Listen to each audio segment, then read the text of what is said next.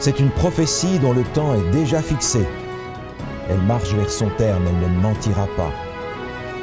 Si elle tarde, attends-la, car elle s'accomplira. Elle s'accomplira certainement.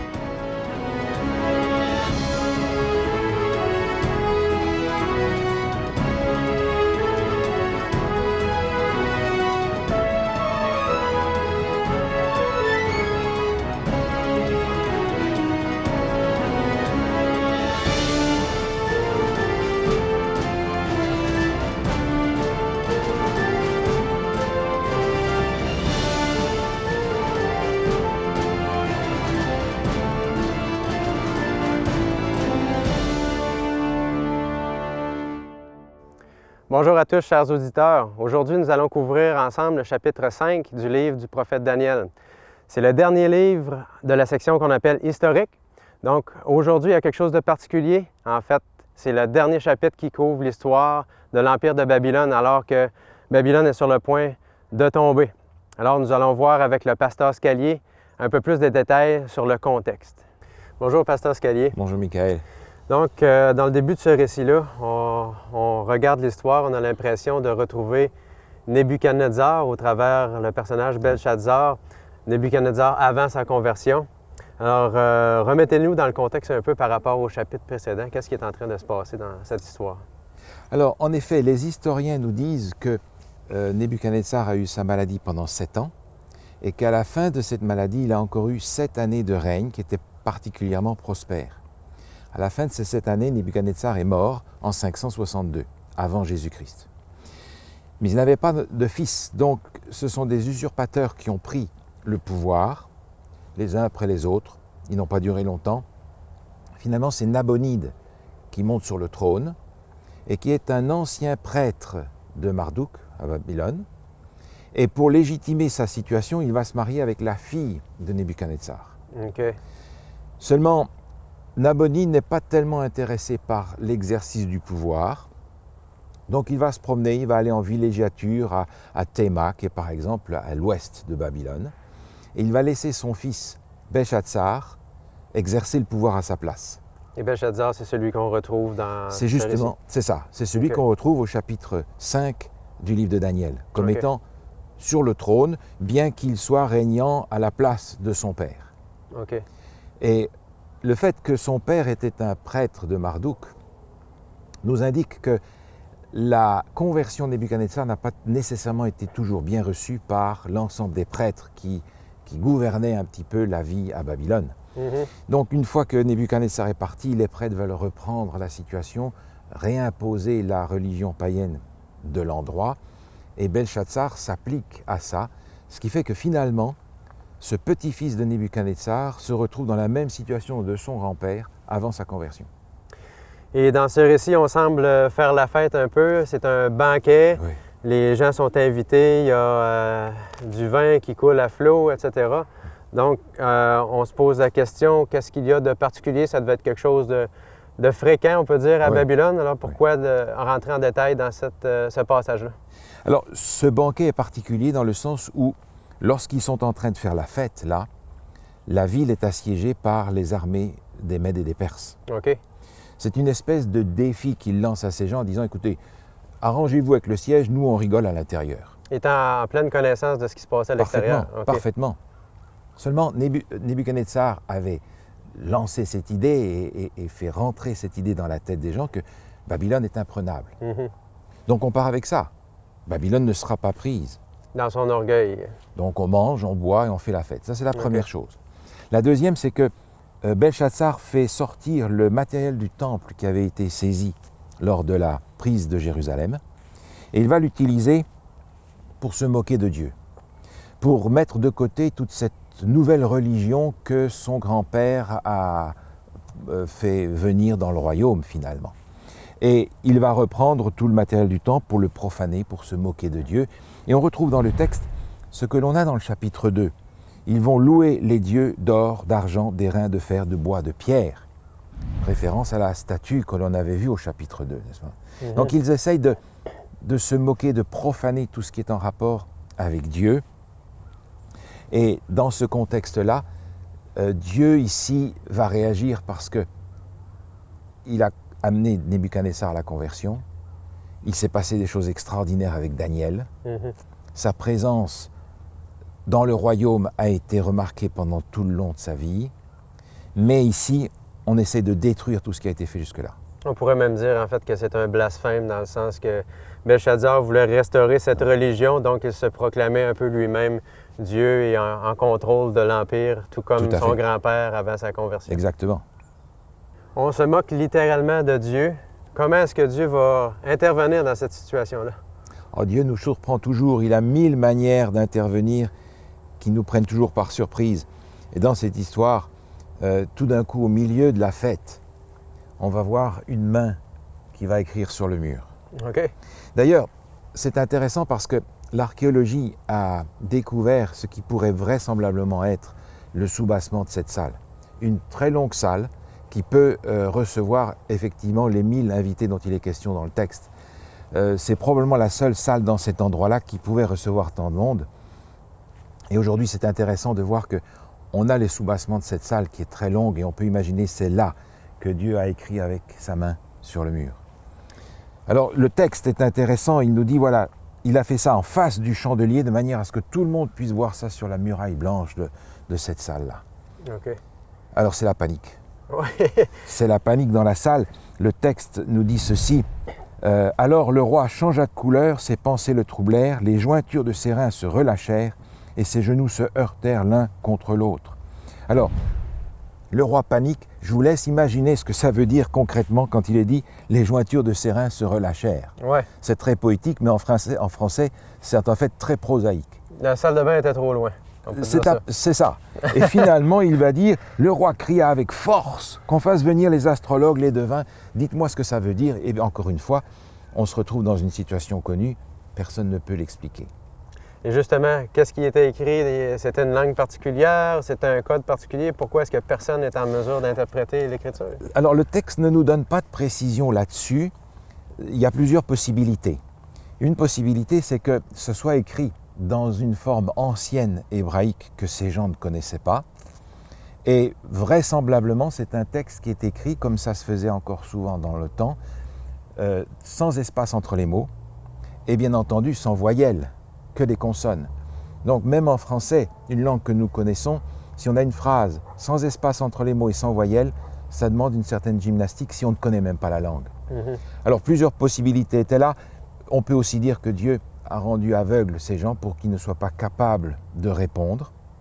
Parce qu'encore une fois, si Dieu parle, ce sont les serviteurs de Dieu qui vont dire ce que Dieu a dit. Et on a dans le livre des Chroniques un événement intéressant avec le roi Josaphat. Et dans cet événement-là aussi, un prophète va apporter la parole de Dieu. Et dans ce chapitre se trouve ceci, 2 Chroniques, chapitre 20, au verset 20, il est dit « Confiez-vous en l'Éternel, votre Dieu, et vous serez affermis. Confiez-vous en ses prophètes, et vous réussirez. » C'est ce qu'ils n'ont pas fait, et ils sont allés à l'échec. On retrouve maintenant un nouveau personnage dans le récit, la reine qui intervient, et elle vient auprès du roi sans en être invitée. Elle n'aurait-elle pas pu perdre la vie à cet instant même? Oui, tout à fait. Ce n'est pas une chose qui était acceptable. On retrouve la même situation dans le livre d'Esther, où Esther se présente devant le roi sans avoir été invitée, et elle risque effectivement gros en faisant cela. Et ici, il est question de la reine, mais qui est cette personne? Ça n'est pas la femme de Belshazzar, parce qu'elle est de toute évidence là, et il y en a plusieurs dans la fête. Ce n'est pas non plus sa mère, parce que sa mère est avec Nabonide, quelque part en villégiature. Donc la reine est de toute évidence ici la reine-mère, autrement dit, la femme de Nebuchadnezzar. Et l'histoire nous rapporte son nom, Hérodote a donné le nom de sa femme, Nitocris, et c'est elle qui est là, probablement une personne déjà bien âgée, et qui a gagné l'estime de tout le monde. C'est pour ça qu'elle peut se permettre d'intervenir et de rentrer à ce moment particulier pour apporter la solution.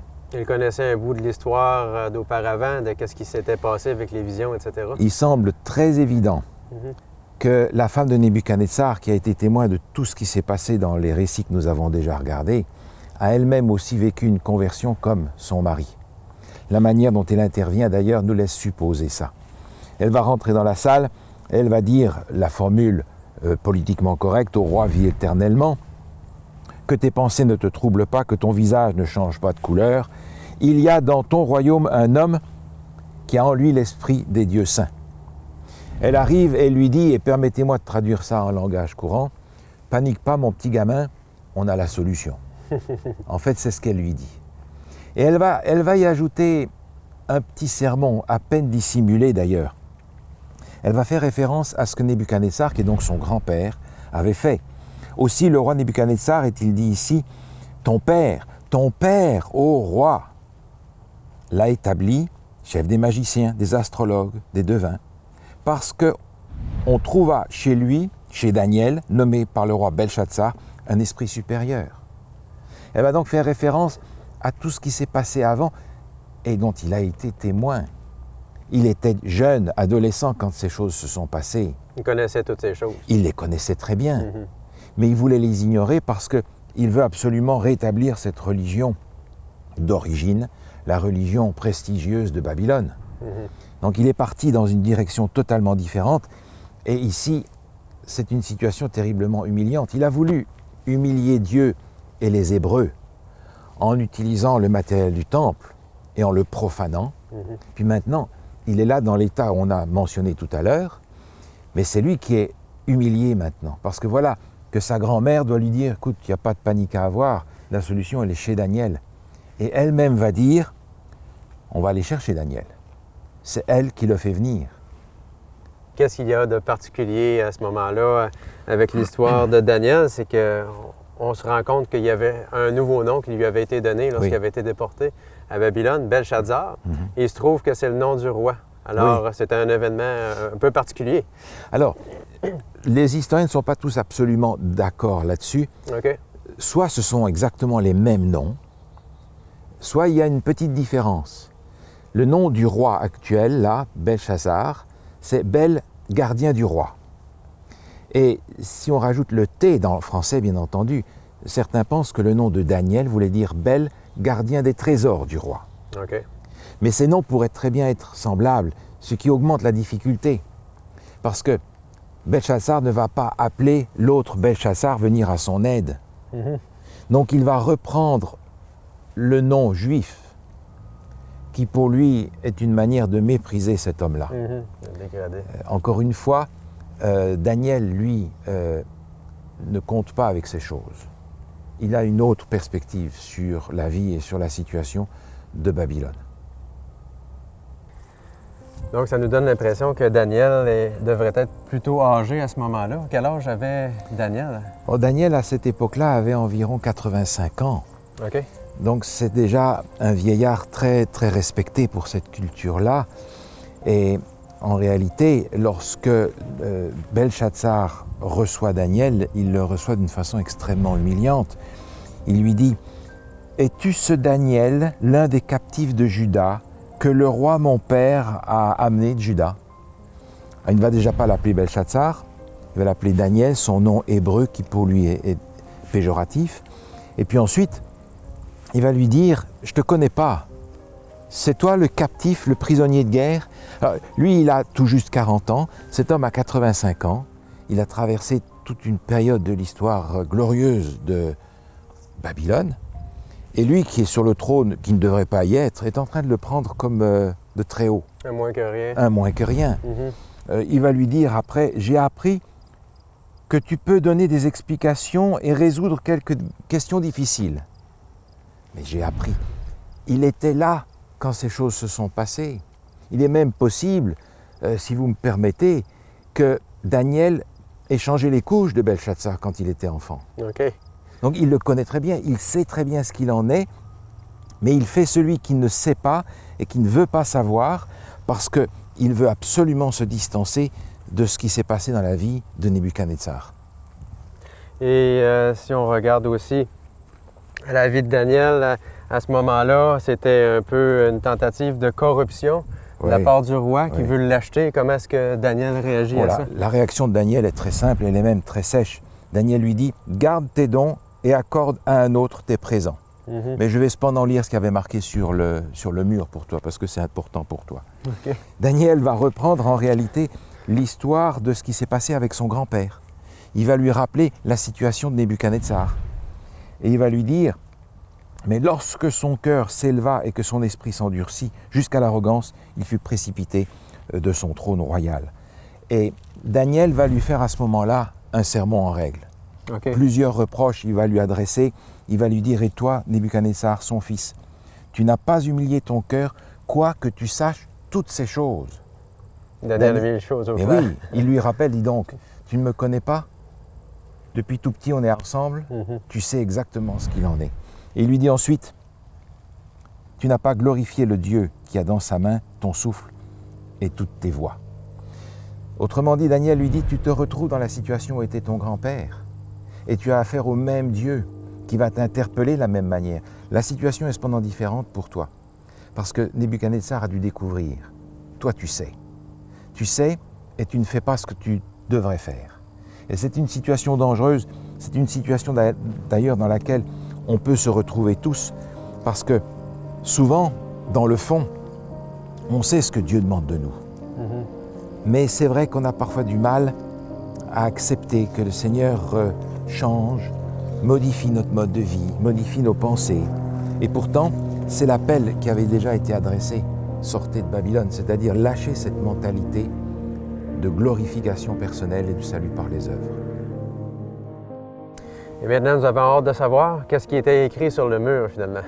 Alors sur le mur, Daniel le lui explique, il lui dit, il a été écrit « Méné, Méné, Tekel, Upharsin ». Okay. Et il va donner l'explication. Et le texte a donné ici 4 mots, 2 fois le même pour le début, Méné, Méné, Tekel, Upharsin. Et chacun de ces mots va être expliqué par 4 mots dans le texte. Okay. Le chiffre 4 ici fait référence à ce qui est humain et même à ce qui a une finalité. Parce qu'on avait déjà dans le chapitre 2 4 empires universels. À la fin du 4e, c'était la décomposition totale.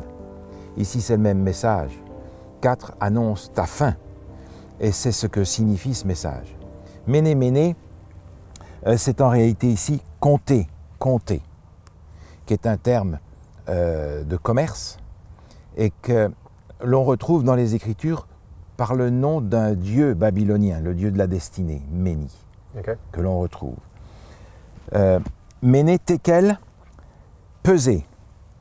Peser est en rapport avec le jugement. Et on a un texte dans le premier livre de Samuel qui est intéressant.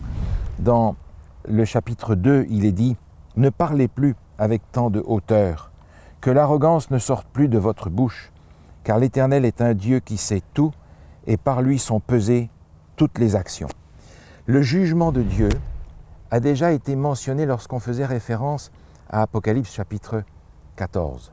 Et ici, c'est ce dont il est question. Peser, la balance, le jugement de Dieu. Et finalement, diviser, ton royaume sera divisé. Et le mot qui est utilisé ici, c'est un mot dont la racine pourrait être traduite en français par les lettres PRS. Mais c'est la même racine pour le nom des Perses. Okay. Il y a donc un jeu de mots là qui nous annonce, tu vas être divisé en de multiples morceaux, mais c'est les Perses qui vont dominer sur toi. Et les événements par la suite semblent s'être déroulés assez rapidement. On a dit que c'était le temps du siège et maintenant l'annonce a été faite, l'explication est donnée et toutes les choses se la déroulent. ville est prise en un rien de temps. Le texte nous dit au verset 30, « Cette même nuit, Belshazzar, roi des Chaldéens, fut tué et Darius le Mède s'empara du royaume étant âgé de 62 ans. » Dans les chroniques de Nabonide, on a des indications sur ce qui s'est passé. On comprend que Cyrus a nommé un gouverneur qui est ici Darius et qu'on connaît dans l'histoire sous le nom de Gobrias. Et c'est effectivement ce qu'on a. Darius n'est pas un nom, Darius est un titre. Darius veut dire celui qui tient le sceptre. Et il a pris ce titre-là comme son nom. C'est ainsi qu'il apparaît dans le texte biblique. Et l'histoire nous raconte qu'il a effectivement nommé des sous-gouverneurs. On va retrouver cette structure-là dans le chapitre suivant d'ailleurs. Babylone, qui avait été déclarée imprenable par le roi Nebuchadnezzar, finalement est tombée rapidement. Qu'est-ce qui s'est passé? Oh, c'est un chapitre extrêmement intéressant de l'histoire qui nous raconte ce qui s'est passé en fait. Darius faisait le siège de la ville et il en a eu assez de ces gens arrogants. Donc il a inventé une stratégie tout à fait particulière. Les murs de la ville couvraient donc tout l'enceinte de la ville et passaient par-dessus la rivière, la fleuve Euphrate qui traversait la ville. OK. Est-ce que c'était des murs? Est-ce que c'était des grillages? Je ne sais pas, mais le passage dans la ville était absolument fermé. Donc il a utilisé ces soldats qui s'ennuyaient pour détourner le cours du fleuve, de sorte que le lit du fleuve devienne à sec dans la région de Babylone. Ils ont eu à faire un passage.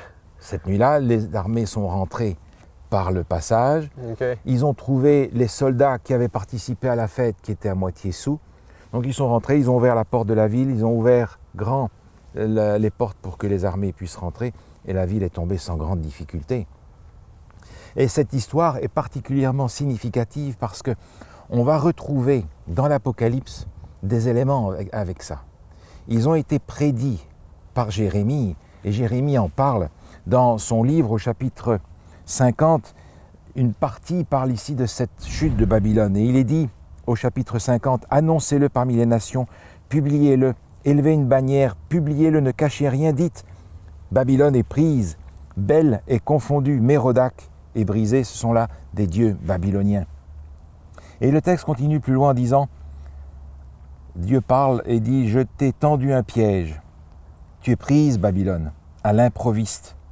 Tu as été atteinte, saisie parce que tu as lutté contre l'Éternel. » Et vous vous souvenez, Belchazzar avait pris le matériel du temple pour se moquer, pour profaner le temple.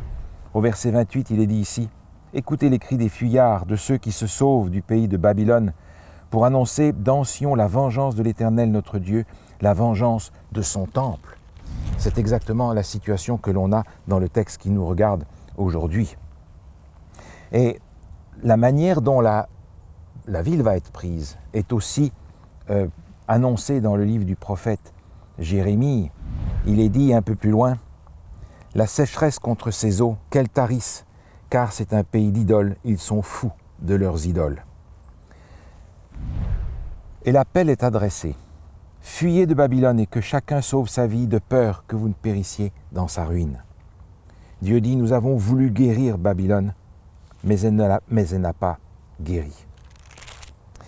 Et dans le chapitre 51, il est dit ici, dans le livre du prophète Jérémie, c'est pourquoi ainsi parle l'Éternel, voici, je défendrai ta cause, je te vengerai.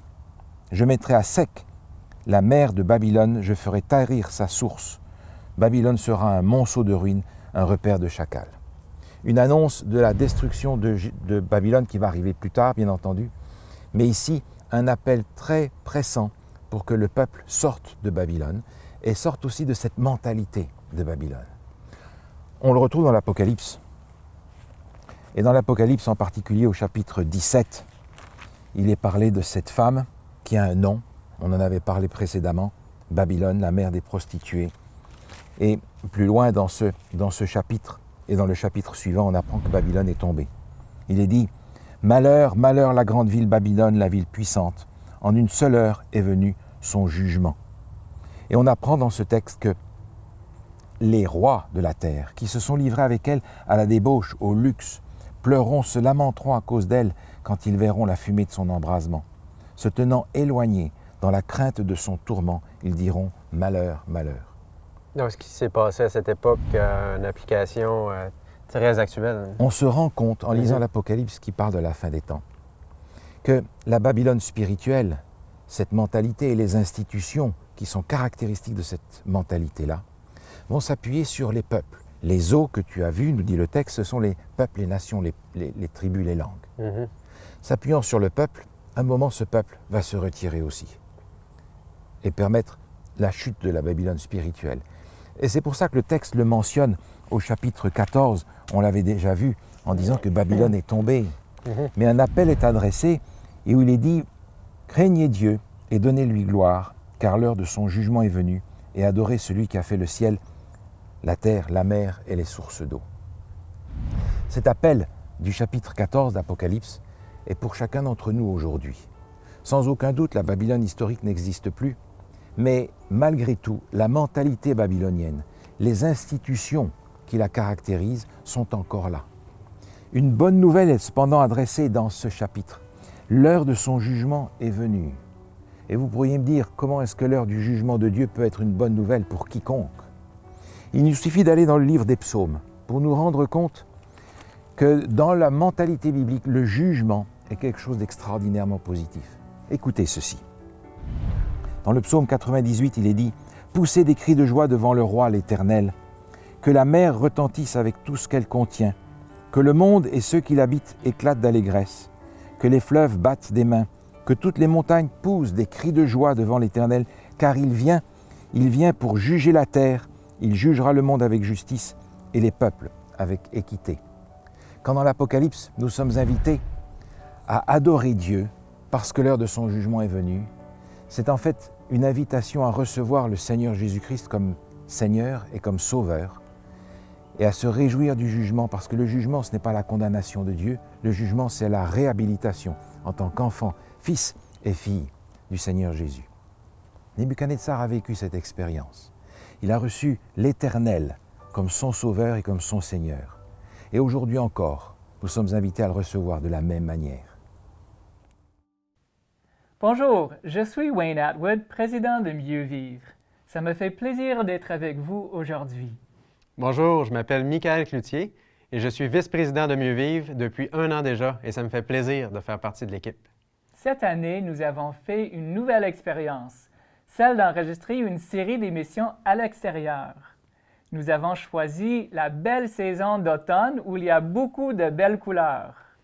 D'ailleurs, ça a été très enrichissant et motivant de travailler en collaboration avec le pasteur Scalier. Depuis 2009, Mieux Vivre produit des émissions qui sont disponibles gratuitement sur notre site Web. Et vous savez, même si c'est gratuit, il y a évidemment des coûts associés. Donc, pour nous permettre de continuer, nous vous invitons à nous soutenir financièrement. Si vous avez aimé l'émission que vous venez de regarder, je vous invite à aller sur notre site Internet mieuxvivre.org. Merci de votre précieuse collaboration. Vous pouvez envoyer vos dons déductibles d'impôts de plusieurs manières. Que ce soit un don unique ou deux dons mensuels, visitez notre site internet au www.mieuxvivre.org. Vous pouvez nous faire parvenir vos dons par carte de crédit, transfert bancaire, PayPal et même par la poste. Merci de votre soutien.